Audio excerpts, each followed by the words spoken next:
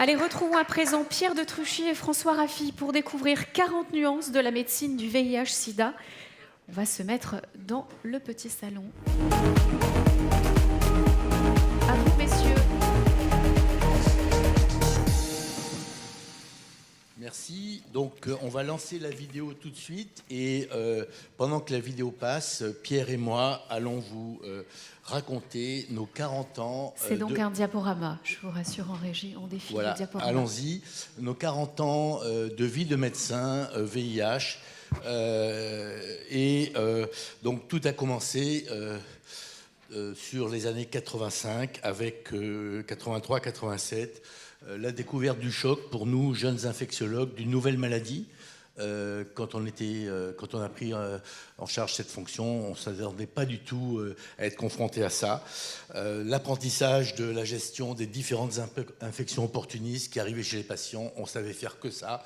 Et puis, on a eu les tests de dépistage, on s'est aperçu qu'il y avait des gens non malades, donc on s'est dit peut-être eux, ils ne vont pas attraper le sida. Et puis finalement, ils commençaient à faire des infections. On n'avait que les CD4 pour pouvoir les surveiller, la surveillance clinique, l'ARC, les complications de sida, cette cascade, et puis les toxicomanes qui se sont rajoutés dans les files actives, et on a appris à gérer ces problèmes de toxicomanie avec toutes les difficultés qu'il y avait à l'époque où il n'y avait pas la substitution qui est finalement arrivée un peu plus tard.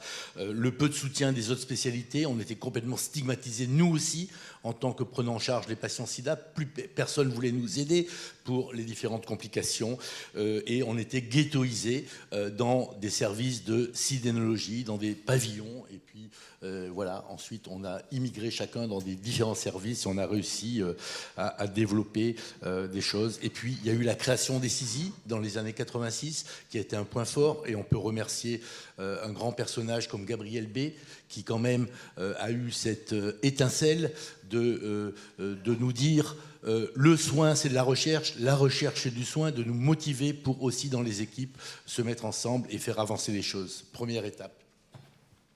Voilà. Là, on est à la fin des années 80 et début des années 90. En fait, les personnes vivant avec le VIH sont malades.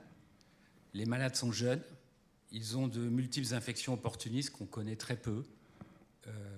Les médecins sont jeunes. Et les médecins jeunes ne peuvent pas s'appuyer sur l'expérience des seniors parce qu'ils n'en connaissent pas plus. On se jette dans la bataille à ce moment-là. On apprend, on essaie d'apprendre, on se mobilise entre nous, en staff, avec les spécialistes, avec les dermatologues, les pneumologues, mais on s'aperçoit alors très vite que finalement, aucune des spécialités peut prendre en charge ces patients en tant que tels, et de là naît la nécessité qu'il y ait des médecins finalement spécialistes du VIH.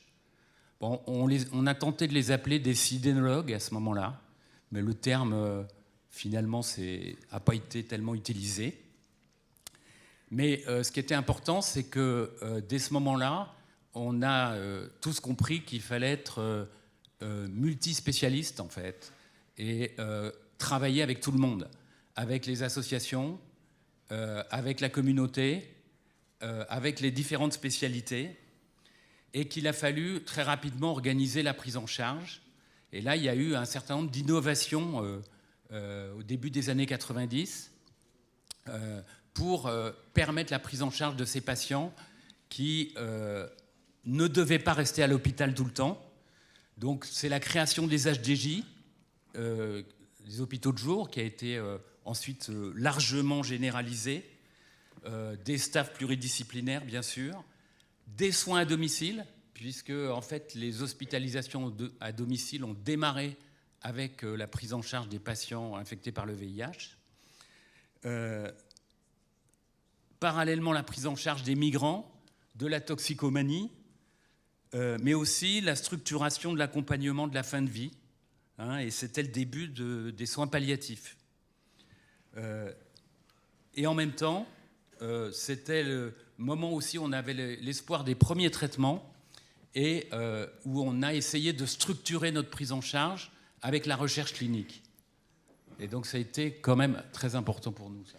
Et en même temps, on a commencé à apprendre la virologie, à avoir des contacts avec les virologues, à devenir un peu aussi des virologues cliniciens.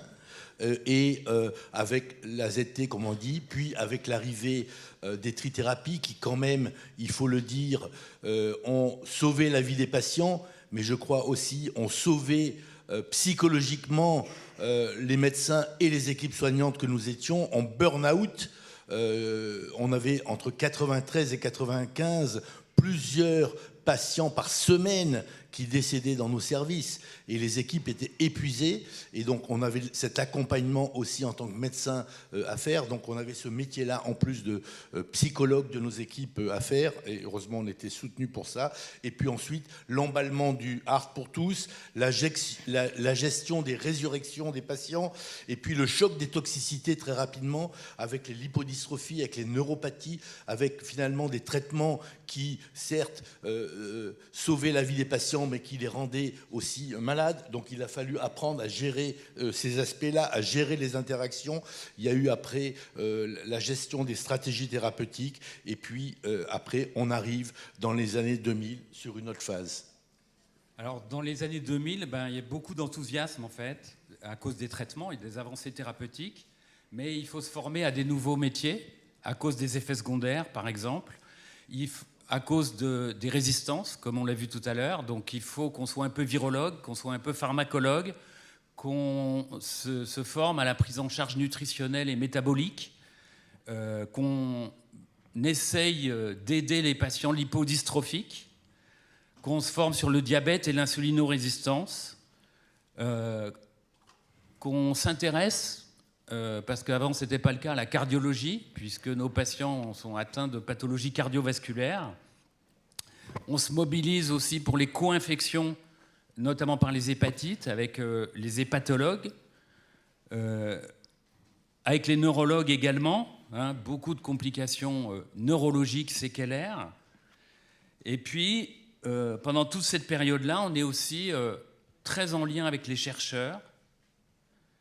Je pense que c'est un exemple important, on en a parlé hier, mais en fait, l'infection VIH, ça a été un premier modèle, en fait, où à la fois la communauté, les cliniciens et les chercheurs ont eu des liens importants pendant toute la durée de la prise en charge. Et puis, là encore, d'autres innovations. On structure l'éducation thérapeutique des patients, le problème de l'observance, et on crée des RCP, en fait, qui c'était au départ des comités des antiviraux, avec des réunions multidisciplinaires. Et ces RCP ont fait florès dans d'autres spécialités ensuite. Et donc tout ça pour dire que, débutant infectiologue dans les années 80, pensant soigner des endocardites, des méningites, confrontés au sida, finalement on est devenus des médecins pluridisciplinaires, non pas au sens de médecine interne, mais au sens de prise en charge globale de nos patients, pour lesquels on est tout seul au départ, qui ont survécu, qui sont devenus des patients chroniques, avec tous ces liens affectifs aussi. Et on voulait vous faire passer ce témoignage pour dire que petit à petit, on a appris à gérer toutes les différentes disciplines, alors de manière très modeste, mais pour pouvoir assurer le meilleur à nos patients. Et il y a encore beaucoup de travail, ce d'autant que nos patients vieillissent. Voilà, donc là on est dans les années 2020, les patients vont bien, mais quand même un premier point, c'est qu'encore plus d'un tiers sont dépistés tardivement, ont des problèmes de précarité, de grosses difficultés d'accès aux droits, et donc il faut s'occuper de ce problème et s'occuper de la prévention. On s'intéresse à la santé publique, forcément, et c'est indispensable. C'est le temps aussi de la simplification des traitements et de l'allègement thérapeutique. Mais aussi, c'est le temps donc du vieillissement des patients, et il faut devenir un peu gériatre, mais aussi du vieillissement des soignants, qui finalement vieillissent en même temps que leurs patients.